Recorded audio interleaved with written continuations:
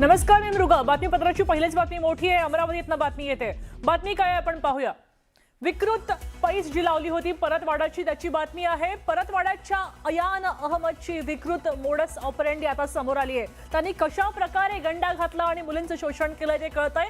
एका कथित गुरुनं गुरुमंत्र दिला असाही दावा त्यानं केलाय आणि या दाव्यानंतर त्यांनी हे व्हिडिओ व्हायरल केले आणि त्यानंतर त्यांच्यामध्ये वाद झाला. हे सगळं प्रकरण कळतंय आपण.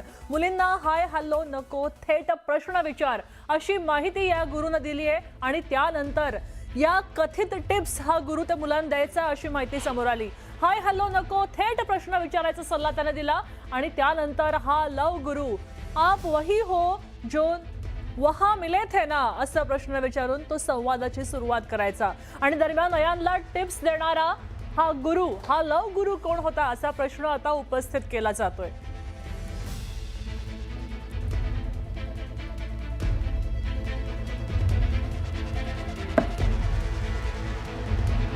एआई इमेज.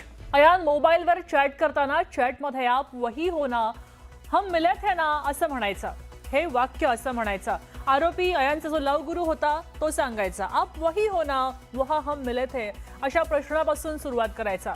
आणि अयानना असा प्रश्न मुलींना विचारायचा आणि हाय हॅलो न करता थेट तो संभाषणाला सुरुवात करायचा. हा लव गुरु त्याचा जो होता तो त्याला या टिप्स द्यायचा असं कळतंय. आता अयानला टिप्स देणारा हा लव गुरु नेमका कोण असा प्रश्न सध्या पडतोय आणि त्याची ही चौकशी सुरू झाली आहे. आपण पाहतोय की ह्या अयानला ज्याने टिप्स दिल्या होत्या तो लव गुरु जो होता त्यांनी अनेक टिप्स दिल्या की हाय हॅलो करत बसायचं नाही तर थेट प्रश्नाला हात घालायचा आणि त्यानंतर मुलगी जाळ्यात अडकते. तेव्हा हा सल्ला त्याला कोणी दिला हे पाहणं नक्कीच महत्त्वाचं आहे. अमरावतीमध्येच या लैंगिक शोषण आणि ब्लॅकमेल प्रकरणी आता एक मोठी माहिती समोर आली आहे. या प्रकरणाचा मुख्य सूत्रधार कोण होता? अमरावतीची बातमी आपण पुन्हा पाहतोय. लैंगिक शोषण प्रकरण जे 2 दिवस चर्चेत आहे त्याच्याबद्दलची एक मोठी बातमी समोर आली आहे. या आरोपी अयानच्या कबुलीमध्ये धक्कादायक वास्तव समोर आलंय. धक्कादायक माहिती समोर आली आहे. पोलीस 2 दिवस तपास करतायत. 8 मुलींशी त्यांनी मैत्री केली तर फक्त 2 मुलींची लैंगिक संबंध अशी सध्या तरी माहिती मिळते. मात्र या 8ही मुली टार्गेटवर होत्या का हा सुद्धा प्रश्न आहे. त्याचबरोबर ब्रेकअप झाला आणि ब्रेकअप नंतर मुलींचे फोटो अयाननं सोशल मीडियावर पोस्ट केले होते.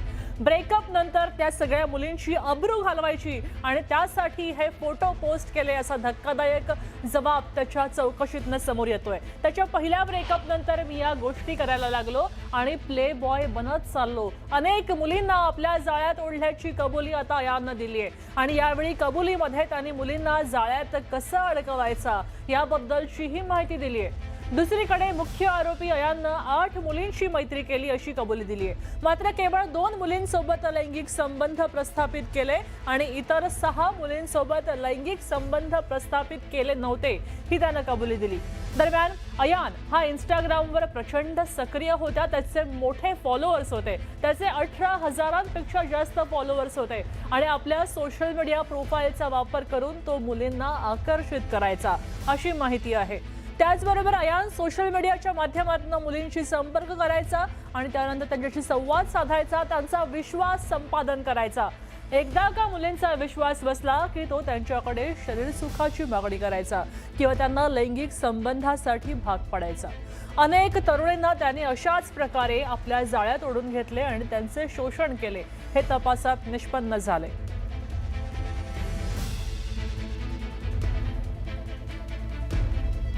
आता हा अयान प्ले बॉय कसा काय झाला आपण पाहूया. सोशल मीडियावर तो सक्रिय होता. सोशल मीडियावर अयानचे इंस्टाग्रामवर 18,000 फॉलोअर्स होते आणि एका मुलीवर अयानचं प्रेम होतं. पण ब्रेकअप झाला आणि ब्रेकअप झाल्यानंतर अयान प्ले बॉय बनला. या अयाननं मुलींना पटवायचा सपाटा सुरू केला. आरोपी उरेजची अयाननं पैज लावली होती. 8 मुलींना अयाननं प्रेमाच्या जाळ्यात ओढलं. एका मुलीच्या प्रेमभंगानंतर त्यांनी 8 मुलींचं आयुष्य दाव्याला लावलं. 2 मुलींवर लैंगिक अत्याचारही केले आणि ती कबुली त्याने दिली आहे. मुलींसोबतचे फोटो सुद्धा त्यानं मीडियावर पोस्ट केले ही स्वतः त्यांनी कबुली चौकशीमध्ये दिली आहे.